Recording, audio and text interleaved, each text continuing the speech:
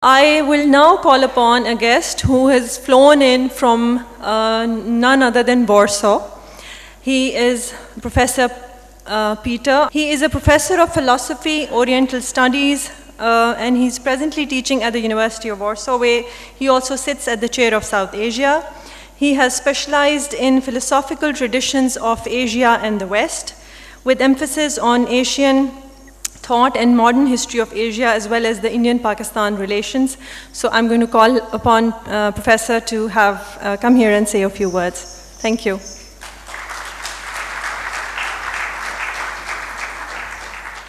Ladies and gentlemen, good evening. It's a great privilege for me to be here.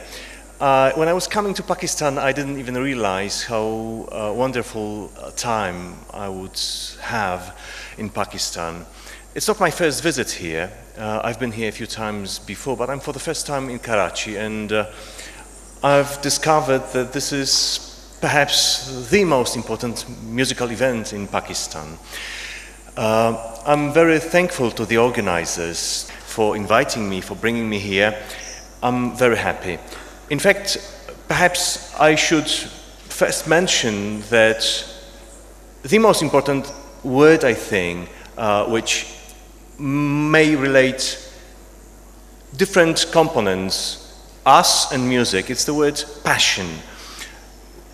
This is the term without this emotion, passion, without which probably we wouldn't be able to develop emotions, the bhavas, which are conveyed to us by music. Probably this is passion which every musician and artist needs to convey the rasas to all of us.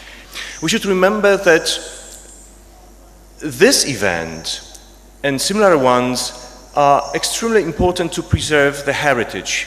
Not only the heritage of Pakistan, not only the heritage of South Asia, but the heritage of mankind, of the heritage of humankind.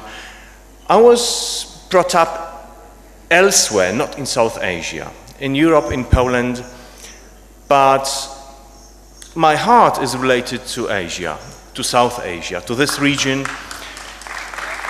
And I studied Sanskrit Prakrits in India many years ago, and classical music accompanied me since my childhood. Classical music of South Asia, but classical music of Europe and of Persia. These are the three traditions, musical traditions, which have always brought or aroused a lot of passion in me, and I think not only in me. And to take care of this extremely important and fragile heritage should be a duty of everyone. The duty of artists, the duty of sponsors, the duty of every intellectual and everyone who is in audience. Music is perhaps the most important art. It is something which can be understood and conveyed without words, without pictures, without images, but something which can be understood beyond borders in other cultures. Music is this kind of art which is perhaps the most abstract. Music is also this kind of art which may inspire scientists, mathematicians, and that is why I consider it a duty to preserve it. Art preserved in stones or in writing can continue without human beings for some time until the stones and paper disintegrates. But music is this kind of art which is so extremely fragile. Without care, special care, it will not last forever. It will disappear the moment this direct tradition, parampara, between the teacher and the student is broken. It will disappear the moment there are no artists, also those who make instruments. It will disappear if there is no support in the society. We should always remember that for music to continue, it is indispensable to have future audience. And I always encourage musicians to remember about that. Also, in the self-interest of artists, it is indispensable to educate young generations. It is indispensable in order to carry on this tradition to new generations, but also from a very selfish point of view. If an artist wants his children to survive financially, it is he or she has to remember that an artist needs audience. If we don't educate audience, for whom will the artist perform? And music, classical music, is a tradition which I see is dying, gradually, unfortunately, dying in South Asia. I see this in India, I see this in Pakistan. There are less and less people who listen to this music.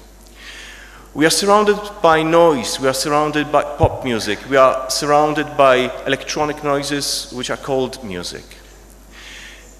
And we should remember that, and this is my appeal to artists themselves, and to anyone who cares for music, and anyone who is somehow related to education, that there should be programs which would enable young people to listen to music. Artists should go to schools, should perform in colleges, perhaps for half an hour, here and there. If young people don't understand music, if they think that this is something boring, if they are not taught at a young age, if they are not educated, then this music will die and we will not preserve this very important heritage. Music is something which lives. It lives in itself, it lives through artists, it lives through direct experience in concerts. We can see it with the instruments. The instruments which you have seen are also living and changing. Sagar Veena is, in fact, a new instrument, but it is a continuation which has in its background Rudra Veena and other instruments which no longer exist. If we go to Sanchi, if we go to Taxila, or Takshashila, the old name for that place, and if we go to Ajanta, we will see paintings or sculptures which portray musicians who play instruments which are no more there. Probably would have difficulty to reconstruct them. Probably we would be surprised by the sound of those instruments. But these instruments still live. They live in new inventions.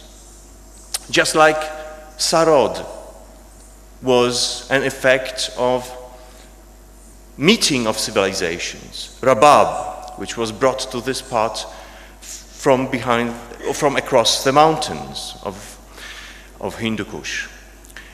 And it is a good example how important it is to have a range, a spectrum of different cultures, because this is the environment which is creative. If we are left to live in one culture without new influences, we would be gradually dying. It is like with genes. Any group of animals which live together and the same genetic pool is there, a small population will gradually disintegrate. More diseases will come. For any genetic pool to be healthy, to develop, it is indispensable to have new influences, new genes. And culture is precisely like genes. We need new influences. That also shows that the West is very eager to have those new inspirations from South Asia. This is why we have so much fusion in music. Artists from the West and East meet and play together. And this is something we should also support. We should also remember that music, just like art and intellectual property, should have no borders. Thank you very much.